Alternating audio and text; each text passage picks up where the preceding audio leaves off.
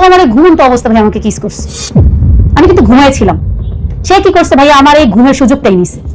সেই ঘুমের সুযোগটা নিয়ে সে আমার শরীরে হাত দিয়ে এক পর্যায়ে সে আমার সাথে শারীরিক সম্পর্ক শুরু করে দিয়েছে, উইদাউট আমার পারমিশন ছাড়া। প্লাস আমার হাতে ক্যানোলা স্যালাইন চলতেছিল, আমি ঘুমাই গেছিলাম।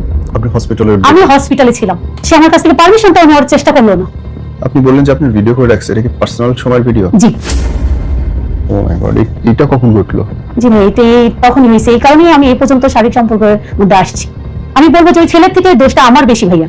অবশ্যই, কারণ আপনি নিজে বিবাহিত মানুষ, 3টা বাচ্চা আপনার। জি।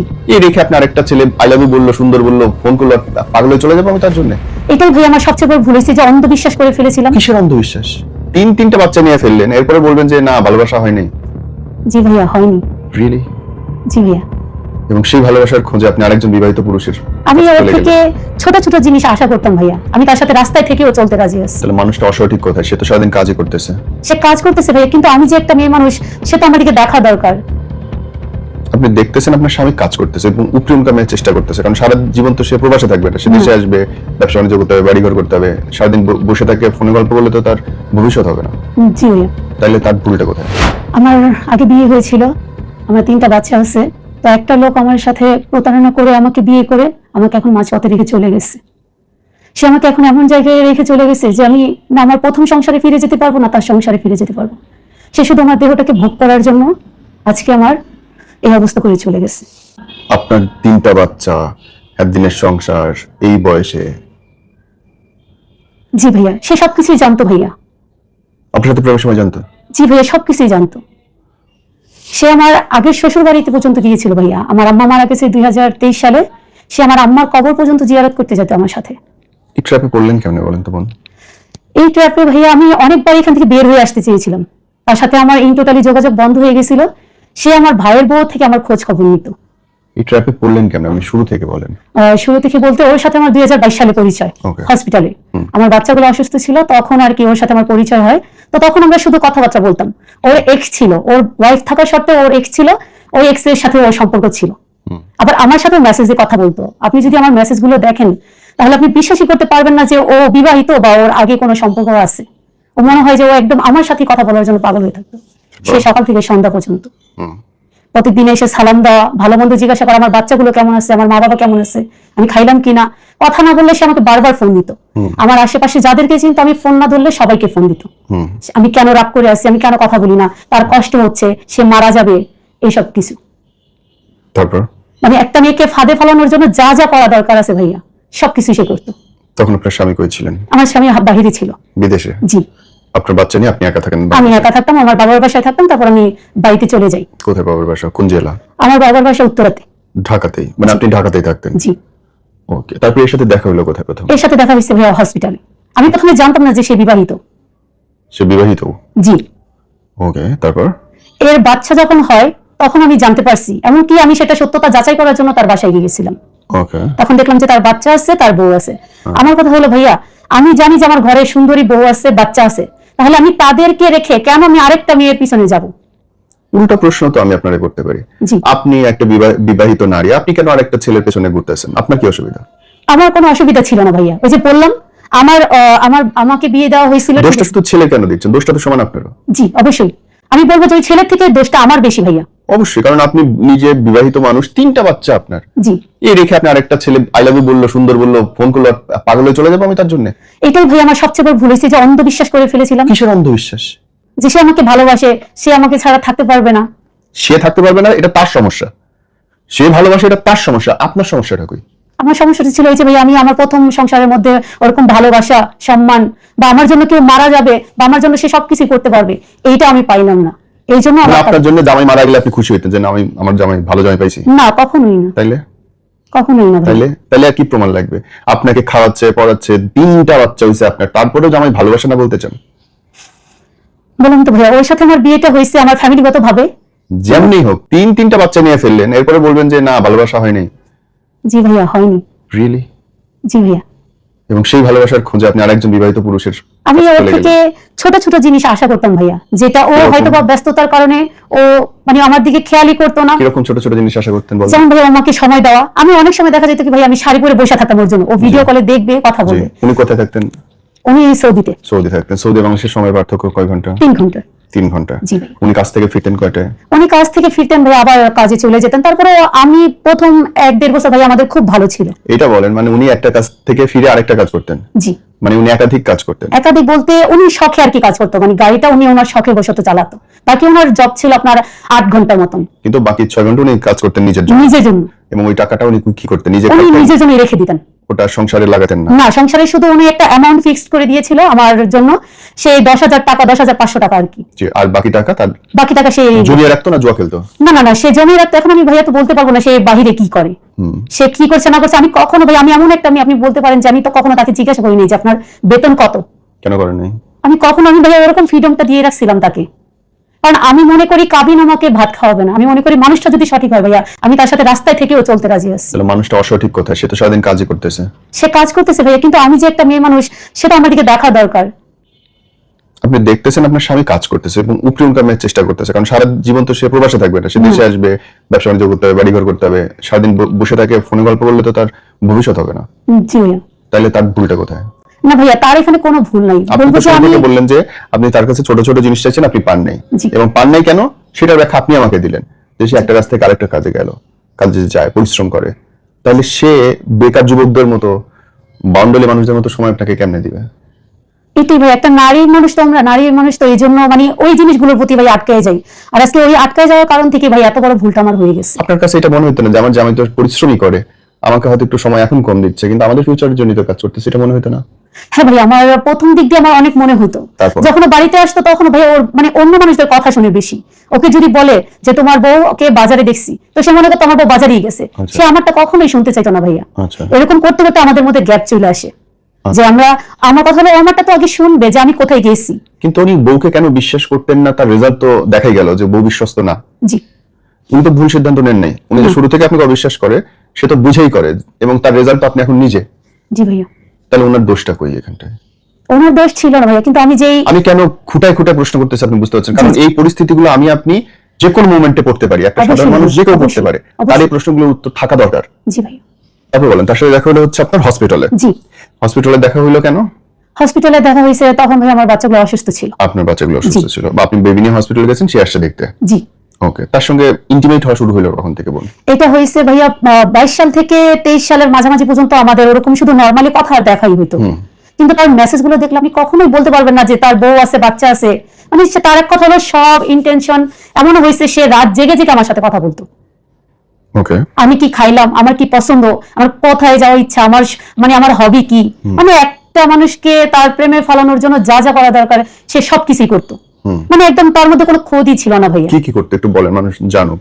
এই যে সে বলতো যে খাইছো কিনা বা খাইছেন কিনা, এখনো খাও না কেন, তোমার শরীর তো অসুস্থ হয়ে যাবে, তুমি অসুস্থ হয়ে গেলে তোমাকে কে দেখবে, তোমাকে তো তোমার ফ্যামিলি দেখতে হবে, তুমি অসুস্থ হলে তো চলবে না, আমি আছি, আমাকে কে দেখবে। তারপর তো এইসব কথা বলে ভাইয়া সে আমাকে মানে বোঝাতো যে আমি তার জন্য সবকিছু, বাকি মানুষরা তার জন্য কোনো ম্যাটার করে না। তার মা বাবা তার সাথে ওরকম ভালো সম্পর্ক না, তার ফ্যামিলির মানুষরা তাকে দেখতে পারে না। আচ্ছা।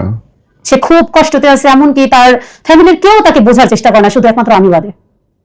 আচ্ছা, মানে আপনি তাকে বোঝার চেষ্টা করছেন? আমি তাকে একেবারে অনেক বুঝি, মানে আমার থেকে বেশি তাকে কেউ বোঝে না। আপনি কি এমন করলেন যাতে মনে হলো সে আপনি তাকে বোঝেন? সেটা ভাইয়া প্রথম দিক দিয়ে তো আমিও বুঝতে পারিনি যে আমি এমন কি করছি যে সে আমার সাথে থাকতেই পারবে না। এমনকি সে বিয়ের ডেট তারিখ পর্যন্ত ঠিক করে ফেলাইছে। মানে আপনি জানেনই না আপনার বিয়ের ডেট? হ্যাঁ, সে আমাকে বলতেছে আমরা ফেব্রুয়ারির 12 তারিখে বিয়ে করব। তখন কি ভালোবাসা আই লাভ ইউ হইছে? জি ভাইয়া, বললাম তো সে রাত জেগে আমার সাথে কথা বলতো। আচ্ছা। আবার সকালে এসে তখন আবার কথা বলতো। ওকে, মানে তার বউ আছে, তাহলে এটা তো বোঝাই মুশকিল। এটাই তো বললাম ভাই, আপনি যদি তার মেসেজ গুলো দেখেন, আপনি বলতে বাধ্য হবেন যে তার সংসার সেটা মানে নাই, আমার সাথে সে সংসার করতো। হ্যাঁ, কারণ বিবাহিত মানুষের রাত 11টার পরে ফোনে পাওয়া যায় না। এটাই তো, আর সে রাত জেগে কথা বলতো ভাইয়া। তাহলে আমি ওই মানুষটার ফাঁদে কেন পড়বো না, ওই মানুষটার প্রেমে কেন পড়বো না, আমাকে বলেন। আমার দোষ আছে, আমি 100% মানছি। ওকে, আপনাদের মধ্যে শারীরিক সম্পর্ক কবে থেকে শুরু হলো? আমাদের শারীরিক সম্পর্ক, আমার বিয়ে হয়েছে ওর সাথে ভাইয়া নভেম্বরের মাসে। এর মধ্যে আপনি জামাইকে ডিভোর্স কেমনে দিলেন? এর মধ্যে ডিভোর্স দেওয়া হয়েছিল ভাইয়া, এটা 24 সালে ডিভোর্স দেওয়া হয়েছে। কারণ আমি জানি যে এজ এ দুইজন মানুষকে নিয়ে তো আমি সংসার করতে পারবো না। আর ও যেহেতু আমাকে এরকম কথা বলছে যে যা হবার হবে আমি দেখে নিব, কিন্তু আমি তোমার সারা জীবনের জন্য পাইতে চাই, আমরা একসাথে থাকবো, বাকি যা হওয়ার হবে, দরকার আমরা একসাথে রাস্তায় শুয়ে থাকবো, মানে যা কিছু করার আমরা একসাথে করবো, কিন্তু তারপর আমি তোমাকে ছাড়বো না, এটা বলছে সে। তো আমার কথা হলো এই মানুষটা যেহেতু আমার জন্য এত কিছু করতে পারে, তার মানে সে আমার জন্য অনেক কিছু করবে, আমাকে কখনো মাঝপথে ছেড়ে যাবে না। যেহেতু সে আল্লাহর কসম বললো, কোরআন শরীফ ধরলো, সে কখনোই আমাকে ছেড়ে যাবে না। দেন আমি ওকে বলি, ওর মাঝখান দিয়ে ওর সাথে আমার যোগাযোগ বন্ধ হয়ে যায় একটা যে কোনো একটা ঝামেলা নিয়ে 2024 সালে। কি ঝামেলা নিয়ে? ঝামেলাটা ছিল ওর বাড়িতে যাওয়া নিয়ে। ওর বাড়িতে গেছিলেন আপনি? না, ওর বাড়িতে আমি যাইনি, ওর বাড়ি অনেক দূরে। ঠিক আছে। কোন জেলায়? জেলাটা বলেন। জি, জেলাটা বলেন, শুধু থানা বলার দরকার নেই। ঠাকুরগাঁও। ওকে, হ্যাঁ। তো সেখানে আমি ওর বাড়িতে যাওয়া নিয়ে বা ওর ওয়াইফকে মাঝখান দিয়ে তালাক দিয়ে দিছিল। ও আমাকে বলছে যে আমি আমার ওয়াইফকে তালাক দিয়ে দিছি। কত সালে বলছে? এটা 2024 সাল ছিল ভাই। ওকে, হ্যাঁ। মানে এটা ছিল আপনার মার্চ মাসের কথা। মার্চে বলছে যে আমি আমার বউকে তালাক দিয়েছি। জি জি, তালাক দিয়ে দিয়েছি। কাগজ দেখতে চাইছেন? জি, পেপার কাগজ দেখতে চাইছেন? হ্যাঁ, আমি পেপার কাগজ দেখতে চাইছি। বলছে এখনো বের হয়নি, বের হলে আমি তোমাকে দেখাবো। আমি বলছি এটা তো আপনাকে অবশ্যই দেখাতে হবে। এখন আপনি জানেন যে আমার সংসার আছে, আমার বাচ্চা আছে, তখন ভাই আমি আমার হাজবেন্ডকে তালাক দেইনি। জি, আমি তালাক। এটা মনে হচ্ছে না বোন যে আমার জন্য আরেকটা মেয়ের সংসার ধ্বংস হইতেছে, আমি এটা হইতে দিব না? এটার জন্য ভাইয়া আমি আমার নিজেকে দাবি করবো না, কারণ আমি যদি বলি, আমি ওর মতন কখনো ফোর্স করি নাই যে তুমি তোমার হাজবেন্ডকে তালাক দিয়ে দাও, কেন তালাক দিচ্ছ না, কেন তালাক দিচ্ছ না, আমি তো কখনো বলি নাই। আপনার ওনার বউকে তালাক দেওয়ার কথা আপনি বলছেন, একবারও বলছেন না? আমি কখন বলছি, আমি যখন সবকিছু জানাজানি হয়েছে বা দেখতেছি যে ও ওইখানেও থাকতে চাইতেছে, আমার সাথেও থাকতে চাইতেছে, তখন গিয়ে আমি বলছি যে ওকে তালাক দিতে হবে। কারণ আপনি যেহেতু আমার হাজবেন্ডকে আমার থেকে আলাদা করছেন, বা আপনি যেহেতু চাইছেন যে আমি আমার হাজবেন্ডকে তালাক দিই, আপনার কাছে চলে আসি, তাহলে তো আমিও তো এটা মানতে পারবো না। স্বাভাবিক, কারণ কোনো নারীই মানবে না। আমি ওই মহিলার কথা বলতেছি, আমি আমার কথা বলতেছি, কোনো নারীই মানবে না। উনি ডিভোর্স উনি দিলেন হচ্ছে মার্চে? জি। আর আপনি কবে দিলেন? আমি দিছি ভাইয়া আগস্টে। March, June, July, September, October, August. Okay, আগস্টে আপনি দিলেন? জি, নভেম্বরে ওর সাথে বিয়ে হয় আমার। নভেম্বরে হলো বিয়ে? জি। তার মানে ফিজিক্যালি আপনার বিয়ের আগে মেশিন নেই? না, কিন্তু ওর একটা খারাপ ব্যাড হ্যাবিট ছিল ভাইয়া। কি ছিল? ও মানে আমার একবার আমার কবর দেখতে গেছিলাম, আমার কবর দেখতে গেছিলাম, সেখানে গিয়ে ও মনে করছে কি যে আমি ঘুমাই গেছি। ও আমার ঘুমন্ত অবস্থা ভাই আমাকে কিস করছে। আমি কিন্তু ঘুমাইছিলাম, আমি কবর দেখে আসতেছিলাম, ও মনে করছে আমি ঘুমাই গেছি, আমি বুঝতেই পারবো না।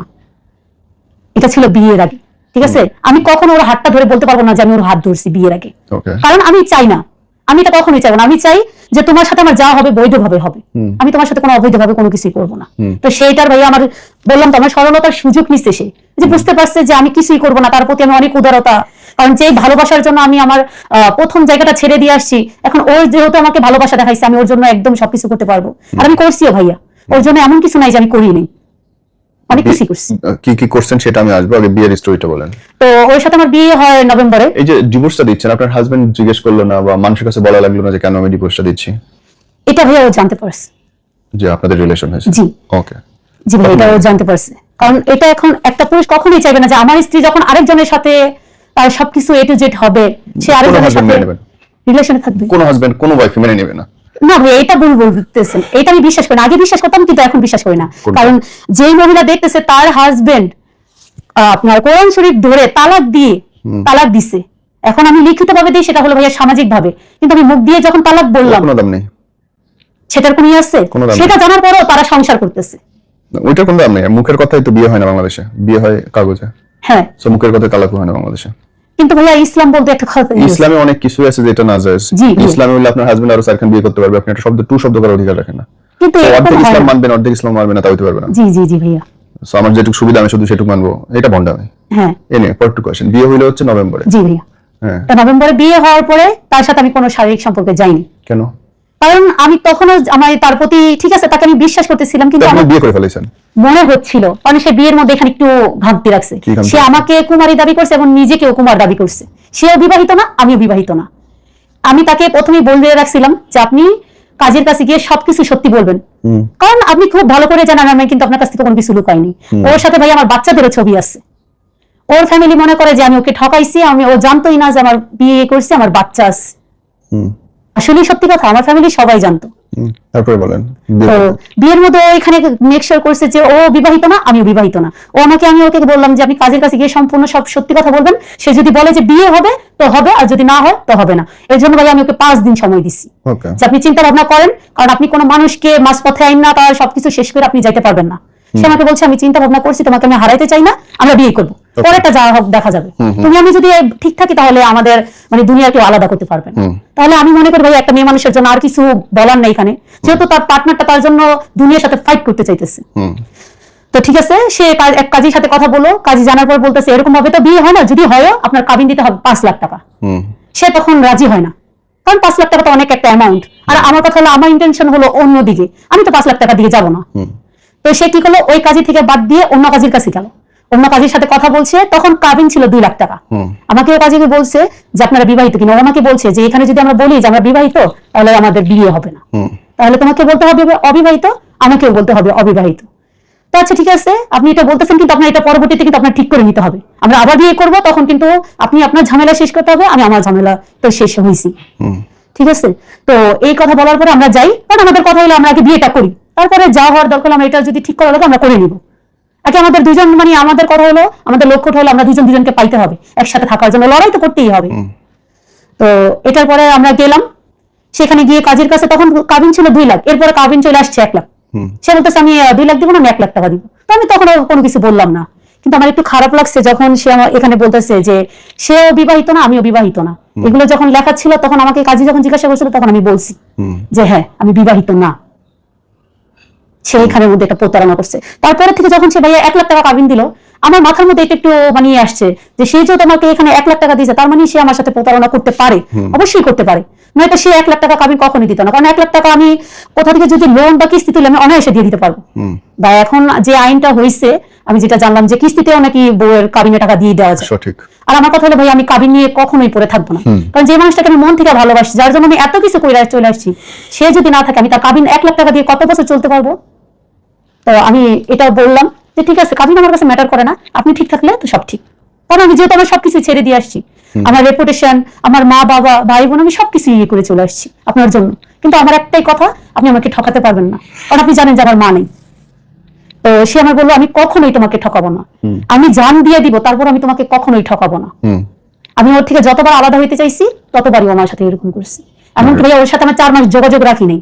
বিয়ের পরে? বিয়ের আগে 4 মাস যোগাযোগ রাখিনি। বিয়ের পরের কাণ্ডটা বলেন, আপনি বিশ্বাস করা শুরু করলেন কখন? না ভাই, এখানে বিয়ের পরের আগে এটাই ছিল আর কি, আমি তার সাথে 4 মাস যোগাযোগ রাখি নাই, আমি টোটালি ভুলে গেছিলাম তাকে। সে কি করতো, আমার ভাইয়ের বউর কাছ থেকে ফোন দিয়ে আমার খোঁজ খবর নিত, মানে সে যে আমার সাথে যে কথা বলতো, আমার অনেকবার কথা বলার চেষ্টা করছে, আমার মোবাইলে ফোন দিত, মেসেজ দিত, আমি সেগুলো রিপ্লাই করতাম না, কারণ আমি চলে আসছি, আমি তোমার কাছে আর ফিরে যাবো না, কারণ তুমি বারবার আমার সাথে ধোকা দিবা, ধোকা দিয়ে দিয়ে চলে যাবা, এই ঝামেলা ওই ঝামেলা ভাবে বলবা তুমি, এগুলো তো আমি বারবার মাইনা নিতে পারবো না ভাইয়া, কারণ আমার সংসার আছে, আমার বাচ্চা আছে, আমি তো এগুলো ছেড়ে দিতে পারবো না তোমার জন্য। তুমি পরবর্তীতে ঠিক হয়ে যাবে, আমার সবকিছু নষ্ট হয়ে যাবে। আমার ভাইবোর কাছে ফোন দিয়ে জিজ্ঞাসা করতো ও কেমন আছে, ও খাইছে কিনা, ও ভালো আছে, ওর শরীর ঠিক আছে। আমার ভাইবো আবার আমাকে জিজ্ঞাসা করতো আপু আপনি কেমন আছেন, ভালো আছেন, কিন্তু ও যে বলতো সেটাও আমাকে বলতো না, যে উনি জিজ্ঞাসা করছে আমাকে আপনি কেমন আছেন। এটা আমি জানতে পারছি বিয়ের পরে, যে আমি তো ওর থেকে খোঁজ খবর নিতাম তোমার। তো বিয়ের পরে ওর সাথে আমার কোনো শারীরিক সম্পর্ক হয়নি। ও এখানে ভাই আমার সাথে একটা খারাপ কাজ করছে। খারাপ কাজ বলতে ওর কারণে আমি বিয়ের পরে আর কি 2 মাস আমাদের মধ্যে কোনো কথাবার্তা হতো, দেখা হইতো, কিন্তু আমার মধ্যে শারীরিক সম্পর্ক হয়নি। তো ওর কারণে ওর সাথে ঝামেলা করার পর আমি বলছি যে আমি কাবিন নামার কাগজ উঠাবো, আমি আলাদা হয়ে যাব, কারণ আমি আপনার এইসব ঝামেলা নিতে পারবো না। আপনার এই প্যারা 2-3 পর পর আপনি আমাকে প্যারা দিবেন, ছেড়ে চলে যাবেন, এগুলো তো আমি নিতে পারবো না, তার চেয়ে আমরা আলাদা হয়ে যাই। বিয়ে যেহেতু হয়েছে সমস্যা না, আমরা আলাদা হয়ে যেতে পারবো, যেহেতু আমাদের মধ্যে কোনো শারীরিক সম্পর্ক হয়নি। সে কি করলো, ঠিক আছে চলে যাও, আমাকে বিয়েতে যা যা দিছিল, শাড়ি, চুড়ি, একটা নাকের ফুল, আর বাকি যা যা আমি নর্মাল জিনিসগুলো সেগুলোই দিছি আর কি, বেশি ওরকম বেশি কিছু দেয়নি। আমি ওইগুলো নিয়ে ভাইয়া সন্তুষ্ট ছিলাম। আমি কোনো কিছু বলিনি তাকে যে শাড়ি এমন কেন, এটা এমন কেন, আমার তো পছন্দ হয়নি, আমি পরছি, ঠিক আছে। তো আমি এগুলো তাকে ফেরত দিয়ে দিই, তার অফিসে গিয়ে আমি তার এগুলো ফেরত দিয়ে দিই, এমনকি আমি কাজে থেকে কাবিন নামার কাগজ উঠাই নিয়ে আসি, আমরা আলাদা হয়ে যাবো। সে তখন ভাইয়া এটা নিয়ে ইস্যু শুরু করে দিচ্ছে যে আমি তাকে ঠকাইতেছি, আমি তাকে প্রতারণা করছি, মাঝ পথাই না তাকে এইভাবে বদনাম করে আমি তাকে ছেড়ে দিছি, সে আমার উপর এরকম আরোপ লাগাইতেছে, আল্লাহ আমাকে কখনোই মাফ করবে না, এটা বললো। তো আমি বলছি সমস্যা না, আল্লাহ আমাকে মাফ যদি না করে, না করুক, সমস্যা নাই, আমরা আলাদা হয়ে যাব।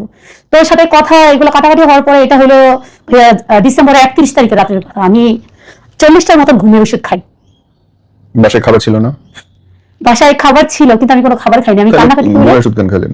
ওই যে ওর জন্য যে কষ্ট পাইছি, সে আমার সাথে এরকম করে, যাকে এত বিশ্বাস করে আমি হাত ধরলাম, সেই যদি আমাকে এইসব ধরনের কথা বলে, তাহলে মানে আমার কি দরকার আছে? আর সে যত মনে করতেছে আমি তার জন্য ঝামেলাও তৈরি করতেছি, তাকে মাঝপথে না দাঁড়া করাই দিলাম, তার সাথে প্রতারণা করলাম, তাকে ধোকা দিলাম, তাহলে আমি চলে যাই, সে ভালো থাকুক। তো আমি ঘুমের ওষুধ খাইলাম, সে তার মতন ছিল বাসায়। পরের দিন সে জানতে পারছে যে আমি ঘুমের ওষুধ খেয়েছি। সে তখন আমাকে দেখতে আসে হসপিটালে, দেখতে আসে রাত্রে সন্ধ্যার দিকে, তার অফিস ছুটি হওয়ার পরে দেখতে আসে। আমার ভাই বোনের সাথে কথা বলে জানতে পারে, আমার খোঁজ খবর নেয়। আমি তার সাথে কথা বলি না, কারণ আমি ওই মানুষটার দিকে আর ফিরেই চাইতে চাই না। যে মানুষটা বারবার আমাকে কান্না করাবে, 2 দিন পর পর চলে যাবে, আমাকে বেঈমান বলবে, আমি ঠকাইছি এটা বলবে, ওই মানুষের তো আমার দরকার নেই। সে থাক না তার মতন ভালো, আমি আমার মতন খারাপ থাকি। তো সে তখন হসপিটালে আসে, আয়সা বলে কেন আমার ফোন দেখতেছো না। সে আমার দিকে কান্নাকাটি শুরু করে দেয়, ধরে কান্নাকাটি শুরু করে দেয় যে আমি কেন তার সাথে কথা বললাম না, কেন আমি এতগুলো ঘুমের ওষুধ খাইলাম, কেন আজকে যদি আমার কোনো কিছু হয়ে যেত তাহলে তার কি হইতো, তাকে কে দেখতো। আপনার কখন গিয়ে মনে হলো বোন, আপনি শুরুতে আমাকে যে লাইনটা বলতেছিলেন যে শুধু শারীরিক সম্পর্ক করার জন্য বিয়ে করছে, কখন মনে হয়েছে এই কথাটা? এটা হয়েছে ভাইয়া আপনার জানুয়ারির পর থেকে। কিরকম, কেন, কখন? এই যে সে যে আমি হসপিটালে ভর্তি হলাম, সে কিন্তু ওই দিন আমার সাথে হসপিটালে স্টে করছিল। আচ্ছা, স্টে করছিল আমি শুধু তাকে আমার সাথে বসার জন্য, কারণ একটা মানুষ আমার সাথে এইভাবে এইখানে চেয়ারের মধ্যে বসে থাকবে সেটা খারাপ দেখা যায়। আমি বললাম যে আপনি এখানে বেডের এখানে এসে বসে থাকেন, আপনি সকালে চলে যান। তো যেহেতু আমি আমার হাতে ক্যানোলা ছিল প্লাস স্যালাইন চলতেছে, আমি অনেকগুলো স্লিপিং ট্যাবলেট খেয়ে ফেলেছিলাম ভাইয়া। তো আমার কথা হলো একটা মানুষ এভাবে বসে থাকবে আমার জন্য সেটা খারাপ লাগতেছে। আর যেহেতু তাকে আমি বিয়ে করছি, ঠিক আছে, আমি তাকে বলছি আপনি এখানে এসে বসে থাকেন। সে কি করছে, বসে ঠিক আছে, আমি ঘুমাই গেছিলাম ভাইয়া, আমার হাতে স্যালাইন চলতেছে। আমি বলছি আপনি এক সাইড দিয়ে এখানে থাকেন আর আমি এই সাইডে হয়েছিলাম। আমি সত্যি ভাইয়া একদম কাত হয়ে শুয়েছিলাম। আমার মধ্যে ভাইয়া কোনো খারাপ ইন্টেনশন ছিল না। আমার একটাই কথা ছিল আমরা যখন বৈধ হবো তখন যা হওয়ার হবে, ওর বাড়িতে গিয়ে ও যখন আমাকে নিবে তখন যা হওয়ার হবে, এছাড়া কোনো কিছুই হবে না। ওকে কিন্তু আমি বারবার বলছি যে আপনার যদি আমাকে যদি পাইতে চান তাহলে আপনার অনেক দিন অপেক্ষা করতে হবে, এমন কি আছে বছরের পর বছর অপেক্ষা করতে হবে, কারণ অবৈধ কোনো সম্পর্ক আমি করবো না। এটা যদি আপনি মানতে পারেন তো থাকেন আমার লাইফে, নয়তো আপনি চলে যান। তার মেসেজগুলোও কিন্তু আমার কাছে আসছে, ঠিক আছে। তো সে কি করলো, আমি ভাই এক মুহূর্তে আমি ঘুমাই গেলাম, কারণ যেহেতু আমি এতগুলো ঘুমের ওষুধ খাইছি আমার শরীরটা খুব দুর্বল ছিল। সে কি করছে ভাইয়া, আমার এই ঘুমের সুযোগটাই নিচ্ছে। সেই ঘুমের সুযোগটা নিয়ে সে আমার শরীরে হাত দিয়ে এক পর্যায়ে সে আমার সাথে শারীরিক সম্পর্ক শুরু করে দিচ্ছে উইদাউট আমার পারমিশন ছাড়া, প্লাস আমার হাতে ক্যানোলা স্যালাইন চলতেছিল। আমি ঘুমাই গেছিলাম। আপনি হসপিটালের? আমি হসপিটালে ছিলাম, হসপিটালের বেডে? হসপিটালের বেডে আমার পারমিশন ছাড়া ভাই আমি ঘুমাই গেছিলাম। সে আমার মাথায় হাত বুলাই দিতেছিল, আমি সেটা আমার ভালো লাগতেছিল যে না এই মানুষটা আমার কেয়ার করতেছে, আমার অসুস্থতা দেখে আমার কেয়ার করতেছে। আমার কাছে এটা ভালো লাগছে যে না আমি হয়তো প্রথম যেই কারণে আমি ওই মানুষটার সাইডে আসছি, আল্লাহ হয়তো আমার এই মানুষটা আমার কাছে ফিরাই দিছে, বা আমি এতদিন ধরে যা আল্লাহর কাছে যা বলতেছিলাম যে আল্লাহ আমার প্রতি একটা কেয়ারশীল মানুষ দিও যে আমাকে দেখে রাখে। আমি তার কাছে কোনো কিছুই চাই না, বাড়ি গাড়ি ধন সম্পদ কোনো কিছুই চাই না, যাতে সে আমার কেয়ার করে। সে এই পর্যায়ে এসে ভাইয়া আমার সাথে এরকমটা করলো। আমি হসপিটালে ভর্তি, আমার হাত দিয়ে ভাইয়া ব্লাড বের হয়ে গেছে, আমার হাত দিয়ে ব্লাড বেরিয়ে গেছে। তখন তার হুশ হয়েছে, তখন তার মানে মনে হইতেছে যে এখন নার্সের গিয়ে ডাকা উচিত। আমার হাত দিয়ে ব্লাড বেরিয়ে গেছে, সেই ছবি সবকিছু ভাই আমার কাছে আসছে। তারপরে গিয়ে নার্সকে ডাক দেয় যে আপু একটু আসেন, ওর হাত দিয়ে ব্লাড বের হয়ে গেছে। এখন আমি তো নার্সকে বলতে পারি না যে আমার হাত থেকে কেন ব্লাড বের হয়েছে, অনেকটা রক্ত, বেডের মধ্যে রক্ত ভরে গেছিল আমার জামাই। সে আমার কাছ থেকে পারমিশনটাও নেওয়ার চেষ্টা করলো না। এরপর থেকে ভাই আমার মনে হয়েছে যে ও শুধু শারীরিক সম্পর্কের জন্য, ওর সাথে যখন আমি কথাগুলো নিয়ে কথা বলছি যে আপনি তো আমার শারীরিক সম্পর্কের জন্যই আমার সাথে এইভাবে মিশতেছেন, বলতেছেন না আমি ওরকম পুরুষই না, তুমি আমাকে অন্য পুরুষদের সাথে মিলাবাই না। তুমি যদি মনে করো তোমার আগের হাজবেন্ডের মতন বা আগের পুরুষদের মতন যে হ্যাঁ তারাই শুধু শারীরিক সম্পর্ক করার জন্য তোমার কাছে আসছিল, আমি এরকমটাই না। আমি তোমার শুধু মনটা দেখছি, তোমার ভালো ব্যবহারটা দেখছি, তোমার দেহটা দেখি নাই। এটাই ভাই আমার সবচেয়ে বেশি হাসি পাইতো। আর এটাই নিয়ে আমাদের মাঝে মধ্যে ঝামেলা হইতো যে আপনি তো কথা বলতেন এরকম, কিন্তু এখন তো কাজে কমে মিল না। তখন আমার সাথে রাগ দেখাইতো ভাইয়া যে তুমি এটা কি বলতেছো, তুমি এটা কেন বলতেছো, তুমি আমার অন্য ছেলেদের সাথে মিলাও কেন। আমি কিন্তু এরকম পুরুষ না একদম, মানে যারা এই ধরনের পুরুষ তাদের সুন্দর একটা লজিক আর ডায়লগ হলো তুমি কিন্তু সবার সাথে আমাকে মেলাবা না, আমি কিন্তু অন্য পুরুষদের মতো না, আমি তোমার জন্য লড়াই করতে পারবো। তুমি যদি চাও আমি আমার ফ্যামিলি বাদ দিয়ে দিব, কিন্তু ঘুরে ফিরে তখন সেই নারীটাকেই বাদ দেয়, ফ্যামিলিটার কাছেই থাকে। সে এটা করার পরে আমি তার সাথে আমার মনটা খুব ছোট হয়ে যায় ভাইয়া, কারণ সে আমাকে হসপিটালে থাকা অবস্থায় সে আমার সাথে এরকমটা করছে। তো রীতিমতো দর্শন করছে আপনি? এটা ভাইয়া দর্শনই, কারণ সে আমার পারমিশন কখনোই নিত না। তার সাথে যতবারই আমার শারীরিক সম্পর্ক হয়েছে সে আমার পারমিশন নেওয়ার চেষ্টা করতো না। একটা পুরুষ কি কখনো ভাইয়া পারে তার ঘরে ওয়াইফ বাচ্চা রাখছে, ঠিক আছে আছে, তাহলে তুমি যদি তোমার বউ বাচ্চা নিয়েই থাকতে চাও, তুমি যদি তোমার বাচ্চা লাইফটা দিতে চাও, তাহলে তুমি তোমার ওয়াইফের সাথে সম্পর্ক করবা, তুমি অন্য একটা মেয়ের সাথে কেন সম্পর্ক করবা? ওই মেয়েটারও যা আছে, এখন একটা খোলাখুলি কথা বলতে গেলে ওই মেয়েটার যা আছে তোমার ওয়াইফেরও তা আছে, বরঞ্চ ওই মেয়েটার আগে তোমার ওয়াইফ আসছে। তুমি তোমার তার সাথে তুমি শেয়ার করো যে আমার চাহিদাটা কিন্তু বেশি, তুমি ফুলফিল করতে পারতেছো না, হয়তো তুমি ফুলফিল করো, নয়তো আমরা আলাদা হয়ে যাই। তুমি আগে তার থেকে ঝামেলা শেষ করবা। এখানের মধ্যে ঝামেলা আছে ভাইয়া, ও আগের ওয়াইফ থেকে যৌতুক নিছিল, যৌতুক নিয়ে বিয়ে করছে, 12 বছরের একটা মেয়েকে বিয়ে করছে। ওই মহিলার মার ভাষ্য মতে যে ওই মহিলার বয়স 12 বছর ছিল তখন তার সাথে বিয়ে দিছে, এমনকি তারা যৌতুক নিছিল। এই কারণে তাকে ছাড়তে পারে না। কি অমানবিক! ছাড়বেই কেন? নিজের সংসার কেন ছাড়বে? এটাই তো, সে নিজের সংসার ছাড়েনি তো, সে আমাকে ধ্বংস করে দিচ্ছে। এটি এবং দোষ তার না, কমপ্লিটলি আপনার দোষ। অবশ্যই আমার দোষ। মানুষ 10টা কথা কইতেই পারে, পটানি দেওয়ার চেষ্টা করতেই পারে, আমি পটে যাবো, আমি চলে যাবো, আমি তুত্তুর করে গিয়ে তার সামনে দাঁড়ায় পড়বো, সংসার ছেড়ে 3টা বাচ্চা ছেড়ে, এটা ইম্পসিবল, এটা হইতে পারে না। তারপরে তাকে আমি বারবার বলছি যে আপনি আজকে যা করলেন এটা পাপ হইছে। বলে কেন পাপ হইছে? আল্লাহ চাইছে বিদায়, কিন্তু আমরা। আর হাজবেন্ড ওয়াইফের রিলেশনে তার আপনার ক্ষেত্রে অনুমতি নেওয়ার দরকার পড়ে না। আপনি এত ইসলাম কথা বলেন, ইসলামের অনুমতি নেওয়ার দরকার পড়ে না। না ভাইয়া ঠিক আছে, কিন্তু তারপরে ভাইয়া ইসলাম কিন্তু বলে না যে তুমি তার পারমিশন ছাড়া বা অসুস্থতার মধ্যে তুমি তার সাথে শারীরিক সম্পর্ক শুধুমাত্র পিরিয়ডের সময় নিষেধ করা আছে। হ্যাঁ ভাইয়া, তারপরে আমার মনের বিরুদ্ধে গিয়ে করাও কিন্তু এক ধরনের ধর্ষণই। কিন্তু এটা ইয়েই নাই, এই রকম কোনো হাদিস বা কিছু আমার জানা নেই। আমি জানি যে অ্যাজ ইট ইজ, যেমন খুশি চাষ করতে পারে, কোনো ইয়ে লাগে। ঠিক আছে ভাইয়া, কিন্তু তারপরে এখানে আমার জীবন সঙ্গী আপনি ওনার ওয়াইফ, আপনার পুরো ওনার শতভাগ অধিকার আছে। তাহলে ভাইয়া আজকে আমি তাহলে একটা কথা বলি, সে যদি আমাকে ওয়াইফ মনে করে। ওয়াইফ মনে করার কি আছে? আপনি তো বিয়ে করছেন, মনে করার তো কিছু নেই। তাহলে সে আজকে আমাকে ছেড়ে দিল কেন? আর সেই বা কেন আমাকে হোটেলে নিত? ছেড়ে যে কোনো সময় দিতে পারে। বিয়ের যেমন রীতি আছে, ডিভোর্সের রীতি আছে। সবাই বলে যে সর্বশ্রেষ্ঠ মানবের 11টা বিয়ে, 11টা বিয়ে তো একসাথে ছিল না, 6টা ডিভোর্স হয়েছে। কই গেছে? ডিভোর্স হয়েছে, ডিভোর্সের কথা কে বলে না। ডিভোর্স খুব সিম্পল জিনিস, মতে মিলবে না, নানান কারণে ডিভোর্স দেওয়া যেতেই পারে। তো আপনার ক্ষেত্রেও ছেড়ে দিছে, মতে নেই, আপনি তার মধ্যে থাকেন না, সে ডিভোর্স দিছে। এটা সিম্পল তার সাথে আমার মানে ওই আর কি, আপনি বলেন ছেড়ে দিছে, তো হয়তো দিয়ে দিবে। আর হোটেলে কেন নিবে? That's my question too. আপনি কেন বাসায় না নিয়ে হোটেলে কেন নিচ্ছে? হোটেলে নেওয়ার বিষয়টা হলো, ও এরপরে ভাইয়া ওর সাথে এরপর আমার শারীরিক সম্পর্ক বন্ধ ছিল, কারণ আমি এটার মতের বিরুদ্ধে ছিলাম যে আপনি এরকমটা আমার সাথে করতে পারেন না। আপনি আমার সাথে এরকমটা, হ্যাঁ ঠিক আছে আপনার সাথে আমার বিয়ে হয়েছে, কিন্তু আমার কথা ছিল আমরা আগে বৈধ হব, আপনি ওনাকে হয়ে গেছেন, ওনাকে ছাড়বেন। বৈধ তো হয়ে গেছে, বিয়ে তো করে ফেলেছেন, আর বৈধ কি? হ্যাঁ ঠিক আছে ভাইয়া, কিন্তু আমি তো ওই মহিলার সাথে তো একসাথে সংসার করতে পারবো না। আর সে আমাকে বলছে যে ওই মহিলাকে ছেড়ে দিবে। কিন্তু আপনি ইসলামের কথা বলেন, ইসলামে তো 2 বিয়ে জায়েজ আছে। 2 বিয়ে জায়েজ আছে, তাহলে ভাইয়া সে কেন আজকে আমাকে ছাড়লো এরকম ভাবে নিয়ে এসে? আপনি ওনার বউকে ছাড়ার জন্য চাপ দিচ্ছেন কেন? আমি ওনার বউকে ছাড়ার জন্য এখন চাপ দিয়েছিলাম না, এখনো তো দিতে পারেন না। আপনি ইসলামের কথা বললে তো নিয়মই নেই। আপনি জেনে বুঝে বিয়ে করছেন আর একটা বিবাহিত পুরুষকে। হ্যাঁ ভাইয়া, সেও কিন্তু আমাকে বিয়ে করছিল। হ্যাঁ, সেও কিন্তু আমাকে বিয়ে করছিল। তখন বলছিল আমার বাচ্চাদের দায়িত্ব সবকিছু সে নিবে। দায়িত্ব সবকিছু। সে আপনার মায়ের পেটের ভাইও না, সে আপনার আত্মীয় না। একজন লোক কথাগুলো আর আমি তার কথা সুসুর করে সব বিশ্বাস করে নিব? ওই যে সে প্রথম থেকে আমাকে যে ফিলিংসটা দেখাইছে। ওরে ফিলিংস রে খুদা, আমাদের উঠায় নাও ফিলিংস। মনের মতো ভালোবাসা, মন বোঝে না, আমার ছোট ছোট চাওয়া, এইগুলোর চেয়ে বাকওয়াস কোন শব্দ হয় না বোন। নিজের জীবন দিয়ে বুঝতেছেন। অবশ্যই আমি এটার জন্য এখানে আসা যে আমার পরবর্তীতে যেসব নারীরা এইসব ধরনের পুরুষকে অন্ধবিশ্বাস করে, বিশ্বাস করা ঠিক আছে, কিন্তু অন্ধবিশ্বাস করে চলবে, তারাও এরকম ভাবে ঠকবে। কারণ যে পুরুষরা বলে, বড় বড় কথা বলে যে আমি তোমাকে ছাড়বো না, আমি তোমাকে বাদ দিব না, আমার জীবন দিয়ে দিব, সবার আগে তারাই ছেড়ে দেয়। সবাই গিয়ে বইয়ের আঁচলের তলে লুকাবে। এটাই আমার কথা হলো ভাই, আমার প্রথম কথা হলো আমি যদি আমার বউকেই ভালোবাসি তাহলে আমি তার সাথেই শুরুতে থাকবো, তার সাথে কেন আমি ধোঁকা করে দিব? তার ইচ্ছা করছে, সে আরেক জায়গায় মুখ দিছে। আমি খাবার দেবো কিনা সেটা তো আমার ইচ্ছা। জি ভাইয়া, আপনি ওরে দোষ দেওয়ার আগে 100 বার আগে নিজের কথা। নিজের দোষ অবশ্যই, আমি আমার নিজের দোষ। একটা ছেলে, একটা পুরুষ মানুষ, সে চাইতে পারে 100 জায়গায়। আমি কি 100 জন মেয়েকে আমি খুলে দেবো নাকি? তাহলে ওনার যতটুকু দোষ 100 জনের সমান দোষ হবে। অবশ্যই ভাই, আমার এখানে দোষ আছে। তো তারপরে আমার খালার বাসায় যায়, আমার খালার সাথে পরিচয় করে বিয়ের পরে। জি, কারণ আমি চাচ্ছিলাম যে এটা আমাকে সমস্যার মানে একদম লাস্ট পর্যন্ত বলেন যে এখনকার অবস্থাটা কি দাঁড়াইছে এবং কেন দাঁড়াইছে? এখনকার অবস্থাটা ভাইয়া দাঁড়াইছে যে গত মাসেই আমার বার্থডে ছিল, ঠিক আছে? আমার বার্থডের পরেই আর কি, বার্থডের সময় ও আমাকে ওইখানে নিয়ে যায়। কোনখানে নিয়ে যায়? হোটেলে। আপনাদের যতবার মিলন হয়েছে হোটেলে? হ্যাঁ। আপনার কোনো বাসা নেই? না, বাসা নেই। আপনার খরচ কে দিচ্ছে? খরচ বলতে ও আমার ধরেন আমি যেখানে পড়াশোনা করতাম সেখানে খরচটা দিত, এরপর আর কোনো কিছুই না। মানে আপনার তাহলে থাকা খাওয়া বাচ্চাদের মানুষ করা কি হচ্ছে? এটা আমার বাবার বাসায়। এই কি কাণ্ড! হ্যাঁ, মানে আপনি ডিভোর্স নেওয়ার পর থেকেই আপনার বাপ মা চালাইতেছে? জি।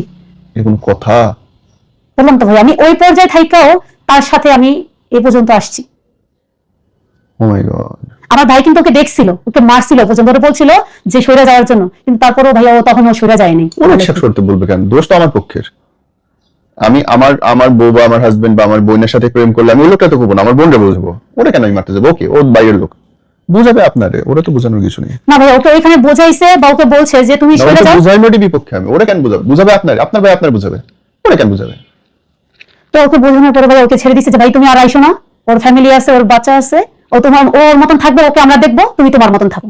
তখনও ভাইয়া সে একই কথা, তুমি আমাকে ছাইড়া দিও না, আমি মারা যাবো। তুমি কি চাও আমি মারা যাই? তুমি আমাকে ছাইড়া দিও না।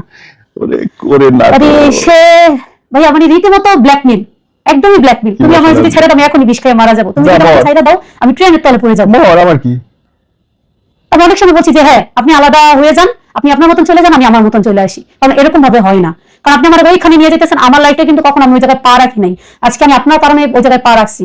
আপনি যদি আমাকে ঠকান তাহলে আপনি চিন্তা করতেছেন যে একটা মেয়ের জীবন আপনি ধ্বংস করে দিতেছেন। ওর কথা ছিল আমি মারা যাব, আমি তোমার হাত ধরে বলতেছি, আমি ওই এক খোদার কসম খেয়ে বলতেছি আমি মারা যাব, তারপরও আমি তোমাকে ছাড়বো না। এখন তো ডিভোর্স দেয় নাই, না তাহলে তো ঠিক সে আছে। দিতেও পারবে না। কেন দিবে ভাইয়া? কারণ সে ওই ডিভোর্সের বিয়ের কাবিননামার মধ্যে সে অবিবাহিত লিখছে। তাহলে তো বিয়ের কাগজের কোনো দাম নেই। সে কাগজের দাম নেই, কিন্তু সে এখানে তো এটার জন্য তো সে কেস খাবে, কারণ তোমার বউ আছে অলরেডি। কেস পোক্ত হবে না, আপনিও মিথ্যা লিখছেন। জি ভাইয়া, কেস পোক্ত হবেই না। আমি এটা সে যে আমার সাথে এরকম প্রতারণাটা করছে, তার এই প্রতারণাটা হয়নি ভাইয়া। অন্ততপক্ষে সে আমার বাচ্চাগুলোর দিকে তাকানো দরকার ছিল, সে আমাকে বোঝানো দরকার ছিল যে দেখো আমরা যা করতেছি হয়তো এটার কোনো ভবিষ্যৎ থাকবে না, তুমি হয়তো পাগলামি কার করতেছো। বাচ্চার দিকে? আমার। তাহলে আপনার বাচ্চা আপনি বুঝলেন না, সে বুঝবে কেন? আমার বাচ্চা ছিল, তার বাচ্চার কথা সে চিন্তা করেনি। তার বাচ্চা তো সে চিন্তা করছে, সে তো এখনো তার বাচ্চা বউ বাচ্চাকে ডিভোর্স দেয় নাই। হ্যাঁ তো সে ঠিক আছে, সে ঠিক আছে, কিন্তু সে আপনার আমাকে বাচ্চার দিকে আপনি তাকাইলেন না, সে কেন দেখতে যাবে? কি আজীব কাণ্ড! আপনার বাচ্চার ফিউচার আপনি নষ্ট করলেন, একটা ডিভোর্সি ফ্যামিলির মধ্যে ফেলে দিলেন, ব্রোকেন ফ্যামিলির মধ্যে বাচ্চা ফেলে দিলেন, পড়ালেখা খাওয়া দাওয়া কোনো কিছু ঠিক নাই। আপনার বাচ্চারা আপনি আগুনে ফেললেন, সে কে?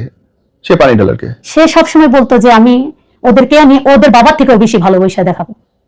তাই বলতাম এটা কখনোই হয় না। আপনের চেয়ে পর বড় হয়ে গেল। এক গাছে বাকল কি ভাইয়া অন্য গাছে লাগে? কোনোদিন লাগে না। আমারে তারপরে দাবি করে বলতো যে তুমি দেখো আমি ওদেরকে ভালো শিক্ষা দিয়ে বড় করব, আমি যদি না করতে পারি তুমি আমার আয়েশা বললো। বললাম এখন আমি ওরা যখন জিজ্ঞাসা করলাম যে আজকে আপনি আপনার বাচ্চাটার দিকে খেয়াল করলেন, আমার 3টা বাচ্চার জীবন কেন নষ্ট করলেন? ওর বাচ্চা তো না, ও কেন খেয়াল করবে? ওরা আমাকে বলতেছে তুমি আগের ফ্যামিলিতে চলে যাও। ঠিকই তো বলছে। আমাকে ডিভোর্স করায়া, তার সাথে ঝামেলা করা, এমনকি আমার ওই হাজবেন্ডের ফোনের মধ্যে তার বিয়ের আমার কাবিননামার ছবি পাঠাইছে। এবং খারাপ লাগবে বোন, কিন্তু এটা সত্যি কথা, যে মেয়ে 3টা বাচ্চা জামাই রেখে অন্য একজনের কাছে ভেঙে যেতে পারে, কোন আল্লাহ একটা বিয়ে করবে? আপনি 2 দিন পরে ভেঙে একজনের কাছে চলে যাবেন, ওর থেকে বেশি টাইম দেবে, ওর থেকে বেশি আপন কথা বলবে, ওর থেকে পুতু প্রেম করবে, আপনি তার কাছে চলে যাবেন। কেন বিশ্বাস করবে? আপনি বিশ্বাস করার কারণ নাই তো। শুধু আপনাকে বলতেছেন এই কথাগুলো, যারা দেখতেছে সবগুলো মেয়েকে বলতেছি বোন, নিজের ঘর নিজের জামাই যত ডিস্টার্ব থাকুক তারে সারানোর পথ করা যায়, চাইলে সম্পর্ক ঠিক করা যায় না, এরকম কোনো সমস্যাই আল্লাহ তৈরি করে নাই যেটা সমাধান নেই। শুধু ধৈর্যটা লাগবে বোন। আমরা শেষ করতে চাই, শেষে যদি আপনি যারা দেখতেছে তাদের জন্য কিছু বলতে চান। আমি অবশ্যই এটা বলতে চাই যে মানুষকে বিশ্বাস করা ভালো, কিন্তু অন্ধবিশ্বাস করা ভালো না। সঠিক। আর বউ বাচ্চা যখন জানতে পারছে তখন সে আমাকে বলে আমরা আলাদা হয়ে যাওয়াই ভালো, আমাদের কোনো ফিউচার নেই, আমাদের কোনো কিছুই নেই। তো আমি অবশ্যই সবাইকে উদ্দেশ্য করে একটা কথাই বলবো, মানুষ আমরা বিশ্বাস করবো ঠিক আছে, কিন্তু আমি মনে করি অন্য সংসার বা অন্য পুরুষের বিশ্বাস করার আগে নিজেকে বিশ্বাস করা দরকার যে আমি পুরুষ মানুষ ছাড়া থাকতে পারবো। কারণ মানুষ এখন মানুষকে প্রতিনিয়ত ভাবে ঠকাচ্ছে, তাকে ব্ল্যাকমেল করে, তার থেকে টাকা পয়সা চেয়ে যে তুমি যদি আমার সাথে সম্পর্ক না করো তোমার এই ভিডিও আমি ভাইরাল করে দিব। কারণ যুগটাই ভাইয়া এরকমই। সঠিক। আপনি ভিডিও করে রাখছেন। জি। আমি সবাইকে শুধু একটা কথাই বলবো যে তোমরা বিশ্বাস করবেন বা আপনারা বিশ্বাস করবেন সবাই, কিন্তু অন্ধবিশ্বাস করবেন না কোনো পুরুষ মানুষকে। আগে তার বিষয়ে যাচাই করবেন, তার বিষয়ে জানবেন, তার ফ্যামিলির সাথে কথা বলবেন, তার A to Z তার আশেপাশে প্রতিবেশী যা আছে সবাইকে জিজ্ঞাসা করবেন যে এই মানুষটা আমার সাথে এই কথা বলছে, আমি কি তাকে বিয়ে করতে পারবো কিনা বা সে আমার জীবন সঙ্গী হতে পারবে কিনা। কারণ কোন একটা সংসার ভাঙার আগে 10 বার ভাববেন যে আমি যে আমার সংসারটা ভাঙতেছি ওই পুরুষটা আমার কাছে থাকবে কিনা, বা তার যে কথাগুলো সেগুলো সে রাখতে পারবে কিনা। মানুষ কথা দেয় সুন্দর মুহূর্তের জন্য, সারা জীবন একসাথে থাকার জন্য না। এটা ভাই আমি আমার নিজের জীবন থেকে উপলব্ধি করতে পারছি। আপনি বললেন যে আপনি ভিডিও করে রাখছেন, এটা কি পার্সোনাল সময়ের ভিডিও? জি। ও মাই গড, এটা কখন ঘটলো? জি ভাই, এটা তখনই হয়েছে, এই কারণেই আমি এই পর্যন্ত শারীরিক সম্পর্কের মধ্যে আসছি।